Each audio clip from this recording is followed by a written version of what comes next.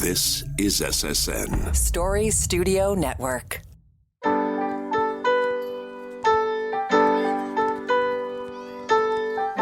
Hi, my name is Pamela Fuselli, and I'm the host of Popping the Bubble Wrap.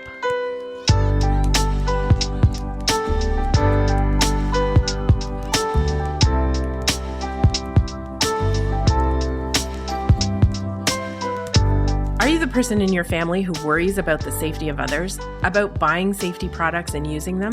Are you yelling, "Yes, that's me"? This is the podcast for you. Raising a child or children can be a hair-raising undertaking, and keeping them safe is a priority. Parachute's Popping the Bubble Wrap podcast explores what you really need to think about as a parent or caregiver, and provides easy tips on prevention strategies. No bubble wrap here, though.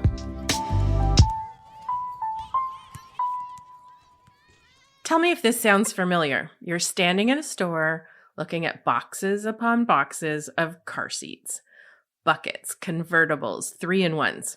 How do you choose which one is best for your child? We're going to do our best to share important information to help you transport your child safely. Joining me today are Lillian, Jenn, and Justin. Thanks so much for being part of Parachute's Popping the Bubble Wrap podcast. Thanks for having us. Thank you so much for having us. Thank you. So Jenn, maybe I'll start with you. What was your first experience with choosing a car seat?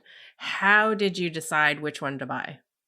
I could never have imagined it was so complicated to buy any one product that is so essential and, legal to be able to transport our child home from the hospital. What I found to be the most confusing was the fact that we have at the time we had two smaller vehicles, a hatchback and just a sedan. And what I learned in the car seat buying process is that not all car seats fit in all vehicles. And how were you supposed to know? We were looking at a couple of different models. We were looking at a couple of different brands. And I mean, I kind of have a slightly different experience. My mother actually works in car seat technician safety world. And so she was able to offer some suggestions based on recommendations from some of her colleagues, but that's insider information that isn't shared broadly. And that was kind of my first experience, was just being very confused and then being upset or concerned about the fact that there was a very good chance that I could buy a car seat that would not fit in our vehicle. And what does that do? That doesn't help anybody. Yeah. Car seats, for those technicians, I mean, it takes 2 to 4 days to train to become a car seat technician. So there really are no dumb questions about car seats. Lillian, how did you decide what car seat to buy for your kids?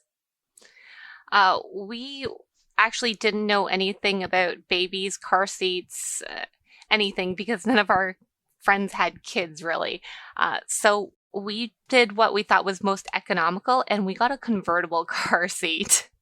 So I know everyone always gets the bucket seat, but at that time we were like, well, they can only use it until they're 30 pounds and then it's gone and we have to upgrade them to a new one. So we went with a convertible that was supposed to go from birth up to 50 pounds or 55 pounds. And very honestly, they had so many different expiry dates. It depends on the make, the model, the type. It was hard. We did a lot of research. We were always checking that list that the government comes out with in terms of which ones now have recalls and which ones didn't pass certain tests and all that stuff. And we kept checking religiously when we were in the market for it. And even after my son was born, my husband was checking, I think, every month just to understand what was happening. Installing it, I don't know if Jenn or Justin had this issue, but we had a lot of trouble installing it. And maybe it's because ours was a convertible.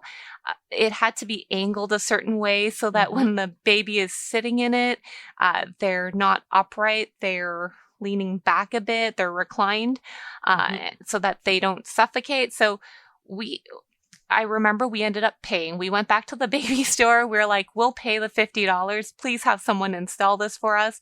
They told us to bring blankets and towels to stuff under the car seat to elevate it at a certain height in order for it to be compliant. And it was just, for us, it was kind of like rocket science. We just didn't know how to do it ourselves.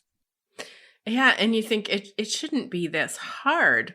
Justin, when you first were first choosing a car seat, how did you decide which one to buy, and did you install it yourself, or did you just throw up your hands in despair and get help?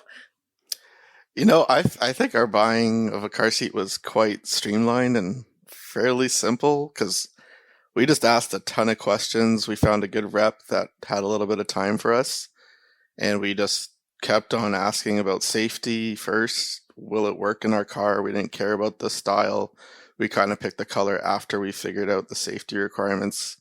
And then I went and asked like a few firefighter friends about just, is this in? We're good? Awesome. And it wasn't as simple as that. Don't get me wrong. There was still quite a bit of reading along the way, but we wanted to make sure that the professionals were sending us the information that we were going to take in.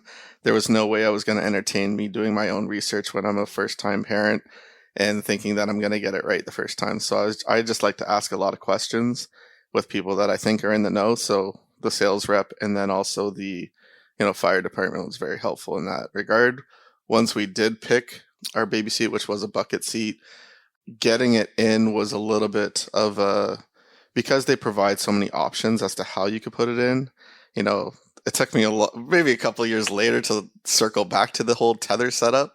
I wasn't even once I got it in, I was over it. Like I wasn't going to circle back to figure out all the different variations of how I could put it in. Once it was in, it was in. And knowing that we had a couple cars that we could put it into, but they had the same setup, is fairly straightforward from there for us. Yeah, I mean, it's amazing, the number of car seats that are out on the market. And we've always get the question, what's the best car seat? And the best car seat is the one that fits in your vehicle and your child fits in the car seat correctly. And it hasn't been recalled, obviously, and it's legal for sale in Canada. But, there's so many, as you said, there's so many combinations that you can have between child and car seat and car. Jenn, you mentioned about, fitting the car seats in. If you have, 3 kids in car seats or booster seats across the back seat, which is the safest place for, kids to travel, some of the cars just physically aren't big enough to accommodate the 3 car seats. So, then the question becomes, what do you do? What do you do next? Yep. Jenn, you mentioned, getting some inside help from experts. Yeah, what a resource, by the way. I was very lucky. What? But that's just it. It's like, should there be? Should you need to get an expert opinion? Just to put a car seat in a car. We get in a car and we put the seatbelt on, and that's.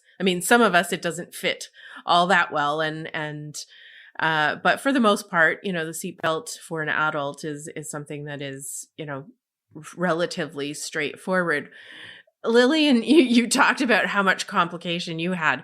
If you could speak directly to a manufacturer about how car seats could be made less complicated, like if you had one wish, what would you say to them? As crazy as this sounds, I want like an IKEA guide to car seats where there's a picture as well as written instructions as to how I angle it, what should it look like in its finished product, and very clear expiry dates on the actual car seat itself. There's so many variables in terms of, with my older son, it's now a booster seat or whatever, and the backing expires faster than just the base booster seat. So there's so many moving parts to all of these different variations of car seats and booster seats and child safety. I want a cheat sheet or a guide. Please tell me exactly how I should do it, what it should look like. Especially, I think Jenn and Justin brought up a good point in that all the cars are different, and even the back seat of throw at any brand like Toyota, all the back seat is different. The way it's angled and the way you would fit it in really varies. So what should it look like? What's the end product? What am I aiming for? Sorry, can I add on to that? Because I think that that's an awesome point. But I also would love to see some better guidelines on how it should fit your child at different stages of their growth, including, and I would say that, I mean, I live in a winter city, but including when we're looking at how it should fit a child in summer months, how it should fit a child with winter jackets and snow pants. Like, I struggle sometimes trying to get a good sense of where the head piece of the car seat should go in relation to her body. And it's not really intuitive, and the manufacturers' websites don't always have clear recommendations on how it fits after that initial installation. Like, there's kind of a maintenance piece to car seats and car seat information that I think is also missing. Yeah, Justin, you talked about moving the car seat from car to car. I mean, what message or what wish list would you give to manufacturers to make it easier for parents who are coming after you? I feel like it would be great if there was sort of like a virtual workshop that you could just, plug into, and maybe it's recurring, but then also there's some sort of training that the sales reps at the actual facilities have that they're required to take, so that you can easily have assistance on site. The second you buy your car seat, then they can just help you or watch you do it and make sure that you've done it correctly, and then you're off and away. I mean, those are two sort of simple things that I think manufacturers can easily pony up and be a part of supporting a program for. Not that they ever want to spend more money beyond getting their products out there, but I think just giving parents the resources they need to keep their eyes on the ball in terms of making sure their kids are going to be delivered into a world that's already crazy enough. They don't need anything else to worry about. I think technology's changed to the point, like, we're doing a virtual workshop or podcast right now. It's easy enough to have a recurring session where parents can just come and ask questions about their model. Let's see some innovation here. Because parents having to like fluff through a physical manual or, download a QR code and go through all these different versions and then still have uncertainty is just chaos. It's unnecessary. Especially because they're legal. Like, you cannot leave the hospital unless you have a car seat with you. So, like, right. I think that there's an added piece to this, that it's not just, nice for the company to offer this, so we come back and buy from them again. This should be something that's either government funded or through our public health system to be able to support parents in installing car seats and making sure that their child is being safe and is sitting in the car seat correctly and answering those questions, because it's literally the law. We don't have a choice as parents to buy a car seat or not. It's one of those things you have to budget for and you have to plan for, and we need help. Yes. And some of it, as I said, was counterintuitive. Like, who would think that putting a towel or a pool noodle or some of the other things, to get the right angle, as you said, Lillian, is actually a real solution to installing a car seat correctly. So, one of these days, someone will crack this nut. Justin, go ahead. I couldn't imagine a newcomer to the country with a language barrier having to figure that out. Like, I couldn't imagine that being like the gap that they might experience. If they don't know the language, they can't read the information, but they have a baby on the way. That's just an extra layer that someone needs to help them. Who can we refer them to in a very easy way? Yeah. There's some thought needs to be put there. Yeah. And how can we create culturally appropriate, depending on, what they're used to, from the country that they're coming from. It varies globally so widely, whether you even use a car seat to, the back seat is the safest place for your baby. So I know we could probably do a series of podcasts on car seats, and maybe we will one day. But I wanted to thank you all for your sharing your experiences with car seats and for your suggestions to manufacturers. Maybe one will hear some of the recommendations you've made on this podcast, and we could see some changes in the future. So thanks so much for coming on the podcast today, all of you. Cheers. Thanks. Thank you. Want to learn more about car seats? Find out more about what to look for, their installation, and what seat to use when, as your child grows, at parachute.ca/car seats. That's parachute.ca/car seats. It's time to open your parachute. Katherine Hutka is Health Promotion Specialist at Child Safety Link in Halifax. She's also a certified car seat technician with 12 years of experience climbing into the back seats of cars to install car seats and to teach parents how to install car seats correctly. This is no easy feat, Katherine. Welcome to Popping the Bubble Wrap podcast. Thanks so much for having me. Parents often feel very confused when they can't figure out how to install a car seat or even how to buy a car seat. You know, they stand in the store and look at all of the options and think, oh my goodness, how do I make this choice? But it takes professionals like you days to get certified on installation. So really there are no, questions that parents, should feel bad asking. Why is it so darn complicated? Right. So we do get this question a lot, and you're right. The child passenger safety technician training is a couple of days. One of the reasons are because we're looking at teaching people how to educate parents and families on all of the different options, on all of the different stages, on all of the different vehicle types and seat belts and lower anchors and top tethers and all of those things. But for parents and families, really, we're looking for that car seat that's going to fit your child, that's going to fit your budget, and that's going to fit your vehicle, which I heard from our guests here that they were having a bit of a challenge with. So it can be complicated. One of the reasons are that car seats and booster seats are regulated. And so we do have, standards where the car seats have to perform in a certain way. They have to meet these standards to be safe and legal and usable in Canada. But those standards do not regulate design. And so manufacturers, they're always coming up with innovative ways to better protect children, to better fit those car seats into cars, or to find other features that parents really like that they're looking for at point of purchase. So some of those things are cup holders and things that, don't really affect safety, but that parents, it's a big consideration when they're looking in that car seat aisle. They're looking for those features as well. Like, how easy is the cover to get off and wash it if you need to? Are there cup holders for my kiddo? Is it going to fit beside another car seat in the back seat of my car? And how easy is it to put into my vehicle? So those are some things that people get to make those decisions about, but that's why there's so much diversity. I mean, if there was only one car seat, it would be a lot easier, but we would close the door to that innovation about, all of the different choices that we have in car seats. And even then, it's Canada, so we have a lot less, fewer choices than we do in other markets that are a lot bigger than ours. So, yeah. So there are fewer choices in Canada than the US, say? And I wouldn't say it's not that many fewer, but certainly we do not get all of the cute colors that they get in the US. Yeah. Definitely. Because they have to test each of the fabrics individually.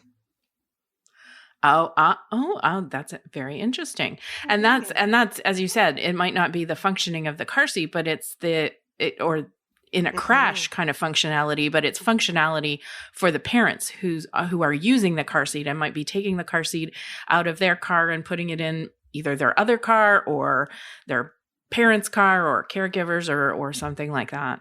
Yes, exactly. And you were talking about how, it can be challenging and it can be difficult. And we did hear from those parents that were saying, I wish there was a guide, a book we could open And I have to say, there is a book we can open.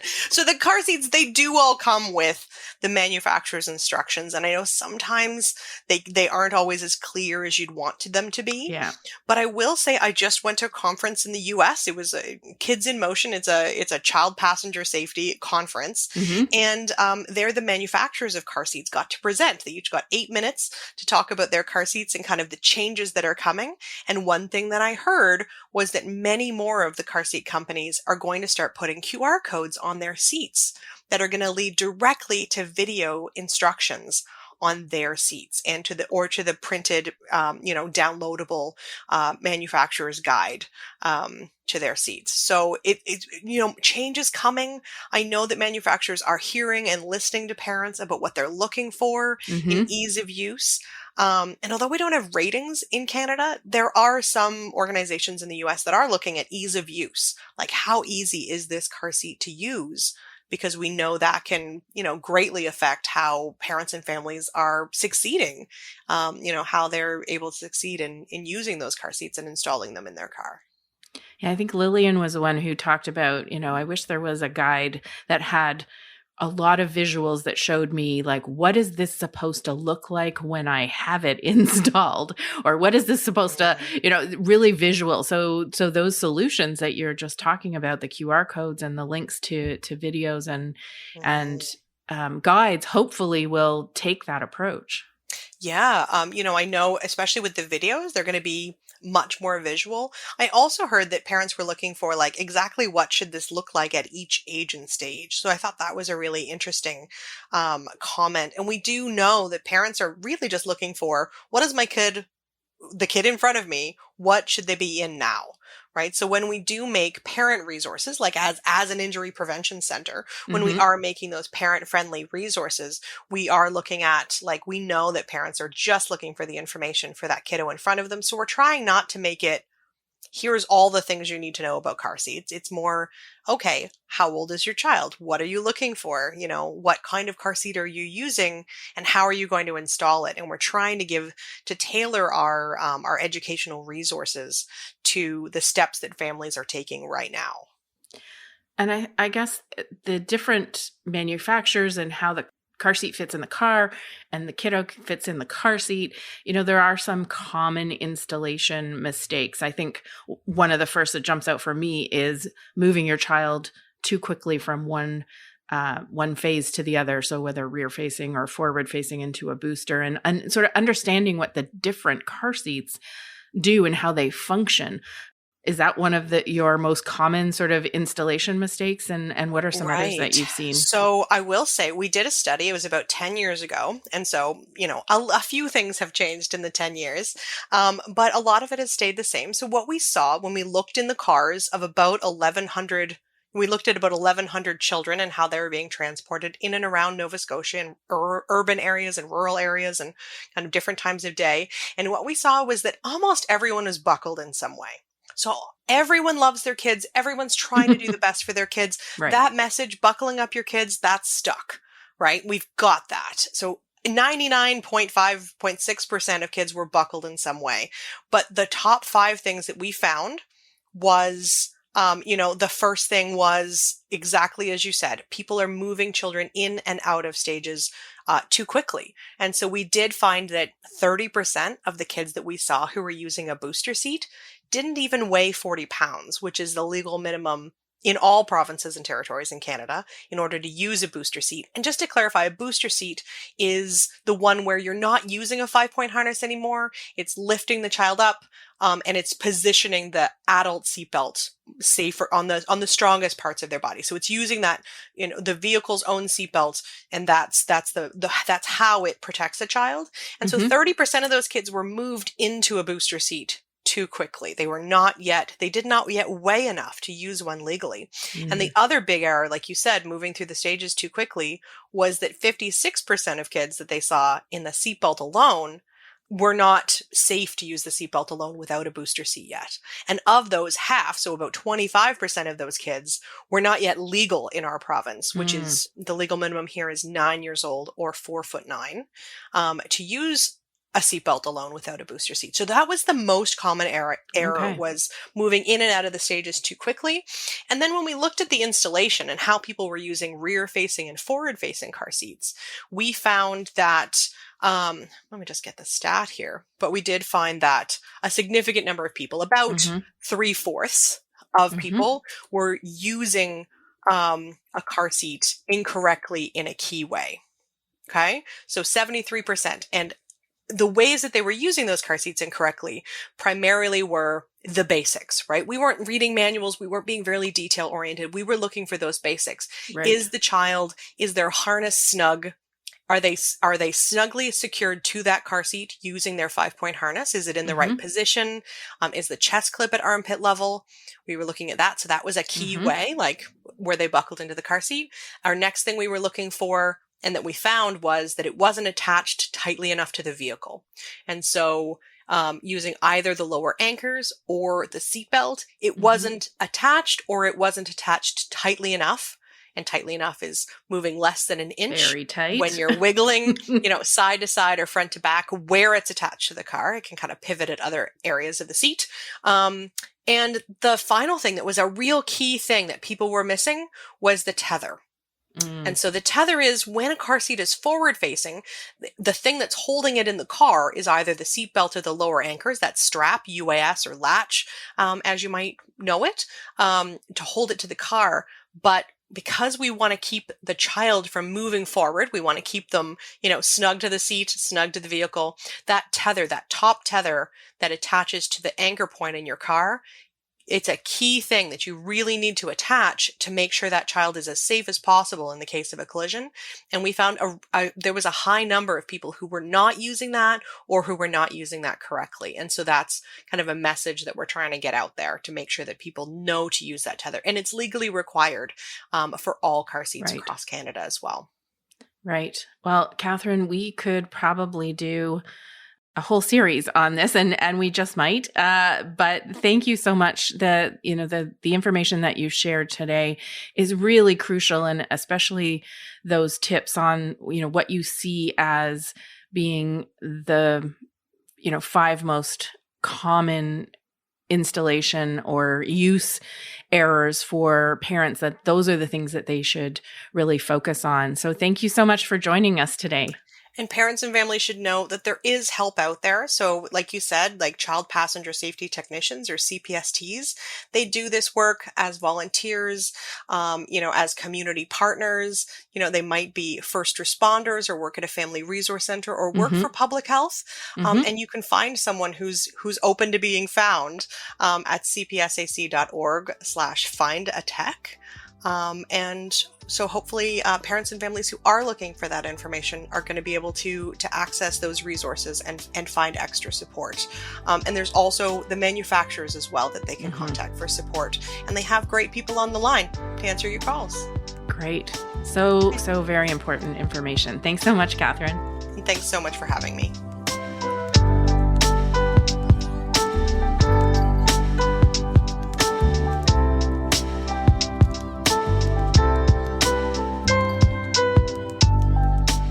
Thank you so much for listening to this episode.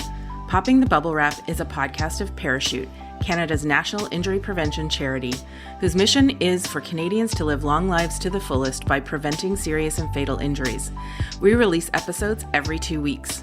On the next episode, the holidays are approaching, and we'll chat about how to make holidays fun and safe.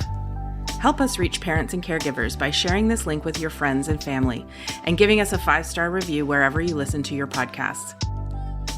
Popping the Bubble Wrap is produced for Parachute by Story Studio Network and Eye Contact Productions.